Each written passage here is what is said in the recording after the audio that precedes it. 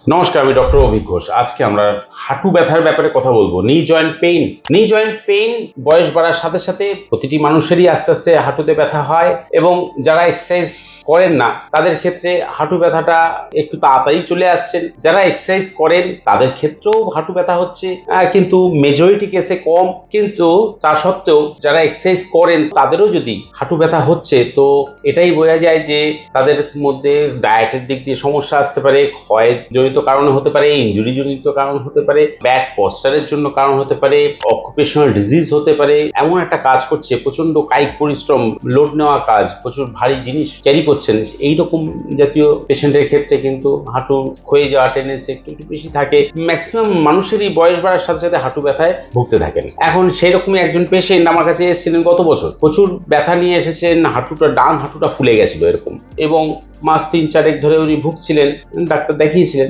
তারপরে আমার কাছে আসেন। এবার আমরা শুনিনি উনি তখন গত বছরে এসেছিলেন, তখন কি পরিস্থিতি ছিল, আর কতদিনে বা সারলো, আর আজও পর্যন্ত কি করে উনি ভালো আছেন বিনা ওষুধে, বলুন।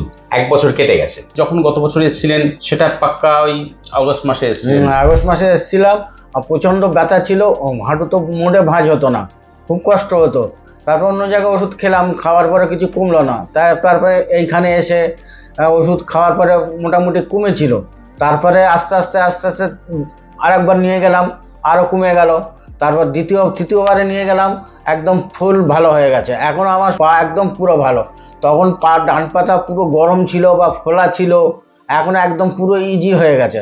এখন ফোলা টোলা কিছু পারতেন না। হ্যাঁ, আমি নামাজ পড়তে পারতাম না, তারপরে বাথরুম করতে পারতাম না, তারপরে হাঁটু গেড়ে বসে খেতে পারতাম না, চেয়ারে ছাড়া আমার কোনো কাজ ছিল না। আর আমি এমনিতেও কষ্টর কাজ করতাম, রাজমিস্ত্রির কাজ করতাম, তাতে আমার খুব কষ্ট হতো। দাঁড়িয়ে দাঁড়িয়ে যা কাজ হতো সেটাই করতাম, বসে কোনো কাজ করার ক্ষমতা ছিল না আমার। তাই এইখানে ওষুধ খেয়ে আমার একদম পুরো নির্মলই হয়ে গেছে, কোনো ব্যথা কিছু নাই। কাজগুলো করতে পারেন, আপনার সেই রাজমিস্ত্রির কাজ এখন করছেন না? হ্যাঁ, এখনো করছি। এখন আর অসুবিধা হয় না? না, এখনো কোনো অসুবিধা হয় না। আচ্ছা, আপনি ব্যথা যে হয়েছিল কারণ খুঁজে পেয়েছিলেন? কেন হাঁটুতে ব্যথা হয়েছিল? কারণ একটু ব্যথা ছিল, তা আমি আমার বাড়িতে পেয়ারা গাছ ছিল একটু বাগানের দিকে, আমি পেয়ারা গাছে উঠেছি আর পাটা একটু হয়েছে, আর ওই ব্যাস, ওই একটা ছোট্ট ইনজুরি থেকে জিনিসটা ঘটেছে।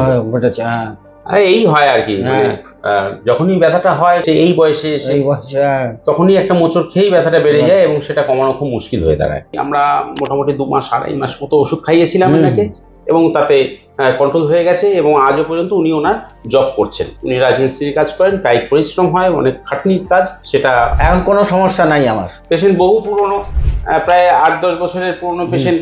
বিভিন্ন কারণের জন্য, ফ্যামিলির বিভিন্ন কারণের জন্য, বিভিন্ন মানুষের জন্য আমার কাছে আসেন। উনি হেড অফ দ্য ফ্যামিলি। আজ ওনার হাঁটু ব্যথা হয়েছিল এই গত বছর, এবং যথারীতি সেটাও আমরা সলভ করে দিই। তারপর আমার ছেলের যে কিডনি পাথর হয়েছিল সেও তো বার হয়েছে, আপনার কাছে ওষুধ খেয়েই বেরিয়ে গেছে, এখন ভালো আছে।